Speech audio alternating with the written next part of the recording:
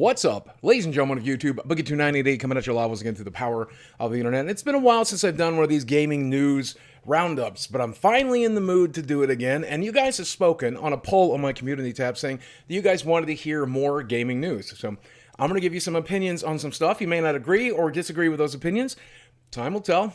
But here's my thoughts on some recent events. So I wanted to start off this news report talking about microtransactions, which continues to be one of my favorite topics to complain about. In the last quarter, EA said they hit over $1 billion in microtransactions. That's just the last 3 months. A lot of the money obviously coming from their sports games. Another major company, Activision, made $3.3 billion from microtransactions in 2019. So as you can see, as much as people like me, Jim Sterling, and other gaming pundits complain about this stuff, there are plenty of people out there who do not mind microtransactions. In fact, they seem to embrace them pretty wholeheartedly. And I'm at a really weird place when it comes to microtransactions like this, because I still don't want this to be in my single-player story-based games. I don't even really like it in my multiplayer games unless it's absolutely necessary. But I've got a point where I see it in these games and I just have learned to completely turn a blind eye to it. I don't really feel the need to invest in these types of games. There are some games I do spend a fair amount of money on, such as Hearthstone and Magic the Gathering, but for the most part, when it comes to any of these multiplayer games or these single-player games, I tend to keep my money to myself. So I kind of want to let you know where I am when it comes to microtransactions. I will play a game that has microtransactions in it, even if it's a $60 game, but I will avoid those microtransactions. If it's a free-to-play game, I'm going to play it for free. If it's an expensive game, I'm going to not buy anything else other than the buy-in price. And I think people should do the same thing. I'll still talk about microtransactions in games. I'll point out when they are in games and when I don't think they should be in games, but it's just not an automatic turnoff for me. And based on these earning reports, I guess that's true for most of the gaming community. I will make you this promise though. Moving forward, whenever we have a single player game with a decent storyline at a decent price that doesn't try to milk you of every dime you're worth, or even a multiplayer game that does that exact same thing, I promise I'll continue to celebrate that. Speaking of microtransactions, this video is once again sponsored by the folks over at Raid Shadow Legends, a free-to-play game that really means it. I mean, you can play this game for free. Whereas I've spent a little bit of money on this game, I can promise you there are plenty of free-to-play players who have beat my butt in the arena every single day. No, I gotta admit, I have unlocked some of the best characters in the game. I mean, look at this guy. Look at him. Don't trust my opinion? Look at these reviews. Look at all the players who've reviewed this character. They all love him. The fact that he looks exactly like me naked has nothing to do with it, I promise you. In fact, he's part of the Ogren tribe, and I'm just going to be honest with you. Every character in the Ogren tribe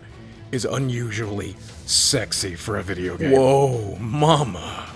No, seriously, that's exactly what my mom looked like. All jokes aside, my occult brawler is the only reason I'm able to do Dragon 17, and the only reason I can take down the Nightmare clan boss. And new in May, you'll be able to compete in the brand new arena tournaments, earn points according to your tier, and win awesome rewards in the local and global tournament. So do me a favor, go to the link in the description box below, support my channel by downloading Raid Shadow Legends. They're going to give you 100,000 free silver, and this free hero, the Grumbler, just for downloading the game. Just know that if I find you in the arena, I'm gonna beat your ass.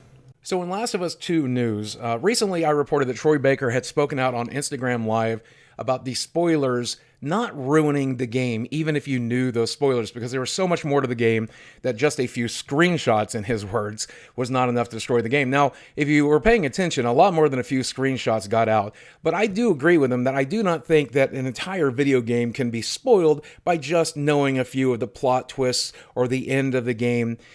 He also had a few other things to say on Instagram Live, and this is it. I won't show the entire video. I'll link to the entire video in the description box below, but I want you to see parts of the things he had to say here. I don't know why there are people that exist whose sole purpose, seemingly, is to destroy the art of others. I don't know what that is. Now, before I get into this, I want to go ahead and say that I love Troy Baker. I think he's an absolutely fantastic person, an incredible actor, an incredible singer. Just everything he does pretty much is golden in my eyes. But I do want to answer his question here because I think it's important we answer that question. I think what Troy was trying to address here is spoiler culture. Like, who wants to be the person that spoils Star Wars for a fan, or Harry Potter for a fan, or The Last of Us for a fan. And obviously, I don't think any of us can disagree that those types of people are trash. Like, I agree with the sentiment that why would anybody want to spoil stuff for the sake of spoiling stuff? Like, that's your human garbage. But gaming has pretty much always been under fire from certain people. A lot of people trying to destroy the art of others. Even when I was growing up and playing Nintendo or Atari as a kid, video games weren't cool. That's something that would get you beat up. And you fast forward to the 1990s where video games are too mature and you see games like Mortal Kombat getting taken in front of Congress and Tipper Gore and Hillary Clinton trying to change the gaming industry from the style of art that they wanted to produce. And of course, that's existed in the last 6 or 7 years. We've seen a lot of people politicizing video games, telling them what they can and cannot put in their games. They don't want sexualized women. They do not want attractive women. They do not want straight white men.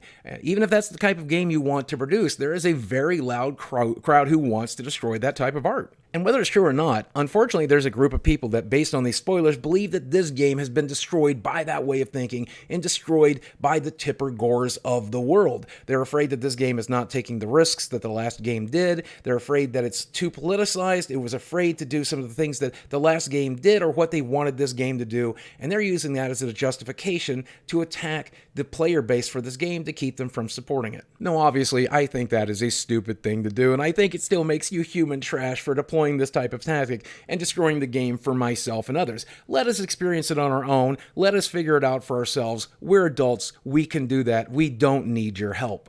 So even though I disagree with the actions of these people, I do think it's important to answer Troy's question, and that's why some people feel the need to attack this game so incessantly. They feel that the artists behind this game have compromised the game based on the actions of others, and you should never do that. Trolls or otherwise, you should not let these people keep you from making the game that you want to make. End of story. So I also want to talk about Serious Sam 4. And if you've not played any of the Serious Sam games, they are over-the-top, goofy, shooter fun, and I highly recommend them. The remakes of them are all pretty good. I played them all back in the day, for the record, because I'm a really old man. You've probably never heard of this series unless you're old like me. Well, the newest game, Serious Sam 4, is not coming to PlayStation 4 or Xbox One in 2020 for the dumbest reason. It is a timed exclusive, and I know what you're thinking, the Epic Store, right? No. Google Stadia. They're releasing this on Google Stadia as a timed exclusive, which I guess makes it the biggest timed exclusive that Stadia has. But I think this is a horrible decision because you may as well not be releasing it at all. So few people have Stadia, and this is not a system seller. This is not going to convince people to pay a premium fee to get the premium version of Stadia, or even probably try the free version so they can pay a full retail price for Serious Sam. It's a really bad decision for the developers. I hope Google threw them a really, really big check. So technically, I guess for most of us, Serious Sam 4 is coming out sometime in 2021. So now let me end this week's episode with some really good news. For those of you who bought and played Doom Eternal on PC, you would have been frustrated to find out that in Update 1, they had added Denuvo, which is an anti-cheat program. But the problem with Denuvo is it's very overreaching. I mean, it gets actual admin commands on your PC. And a lot of people do not like Denuvo for that risk. They do not want that software to be on their PC where it can basically run the damn thing. And some people are going to make the argument that, look, if you're going to play a multiplayer game online, you have to deal with some anti-cheat software. But here's the thing. If you just wanted to play the campaign version of Doom, you still had to install Denuvo, and that was their big mistake. And after players began to complain and YouTubers began to signal boost it, we saw the folks over at id actually decide to remove it in an upcoming patch. On the subreddit, they posted this message letting folks know that Denuvo would be taken out of the game. After explaining their intentions of installing Denuvo, they said, despite our best intentions, feedback from players has made it clear we must reevaluate our approach to the anti-cheat integration. With that, we will be removing the anti-cheat technology from the game in our next PC update. As we examine any future of anti-cheat in Doom Eternal, at a minimum, we must consider giving campaign-only players the ability to play without anti-cheat software installed, as well as ensure the overall timing of any anti-cheat integration better aligns with the player expectations around clear initiatives, like ranked or competitive play, where demand for anti-cheat is far greater. So this marks a very awesome occasion because normally when player bases get together and we complain about something like this, we will get a message that says, we hear you, but we're not going to do anything. But the folks over at Bethesda, the folks over at id, heard what we had to say and actually decided to do the thing. They fixed the problem. And look, I don't know what their future will bring. They will probably need some sort of anti-cheat software at some point, somehow, but hopefully it'll be a little more reasonable than Denuvo.